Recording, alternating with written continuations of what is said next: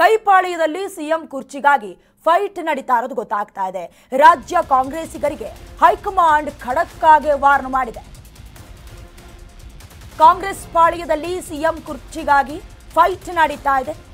ರಾಜ್ಯ ಕಾಂಗ್ರೆಸ್ಸರಿಗೆ ಈಗಾಗಲೇ high command warning ಕೊಟ್ಟಿದೆ. ಕೈಪಡೆಗೆ ಹೈಕಮಾಂಡ್ ಕಚೇರಿ ಬಾಗಿಲು ಕ್ಲೋಸ್, ಇನ್ನು ಮುಂದೆ ದೆಹಲಿಗೆ ಬರಬೇಡಿ ಅಂತ ಕಾಂಗ್ರೆಸ್ ಶಾಸಕರಿಗೆ ವಾರ್ನ್ ನೀಡಲಾಗಿದೆ. ವರಿಷ್ಠರಿಂದ ರಾಜ್ಯ ನಾಯಕರಿಗೆ ಹೈಕಮಾಂಡ್ ಬ್ರೇಕ್ ಹಾಕಿದೆ. ಬಿಹಾರ ಎಲೆಕ್ಷನ್ ಇರೋದ್ರಿಂದ ಯಾರು ಬರಬೇಡಿ, ಅದರಲ್ಲೂ ಇಂದಿರಾ ಭವನಕ್ಕಂತೂ ಬರಲೇಬೇಡಿ ಅಂತ ಖಡಕ್ ಸಂದೇಶವನ್ನ ಪಾಸ್ ಮಾಡಿದೆ. ಒಂದು ಕಡೆ ನಮ್ಮ ರಾಜ್ಯದಲ್ಲಿ ಯಾವಾಗಿನಿಂದ ಈ ಕಿತ್ತಾಟ ಆಂತರಿಕ ಸಂಘರ್ಷ ಏರ್ಪಡ್ತು ಅಂದ್ರೆ ಬಹಳಷ್ಟು ಮುಖ್ಯವಾಗಿ ನಾವು ಗಮನಿಸಬೇಕಾಗಿರುವುದು, ರಾಜ್ಯ ಉಸ್ತುವಾರಿ ಸಚಿವ ಸುರ್ಜೇವಾಲಾ ಅವರು ಕಳೆದ ಒಂದೆರಡು ತಿಂಗಳ ಹಿಂದೆ ರಾಜ್ಯಕ್ಕೆ ಬಂದೋಗಿದ್ರು.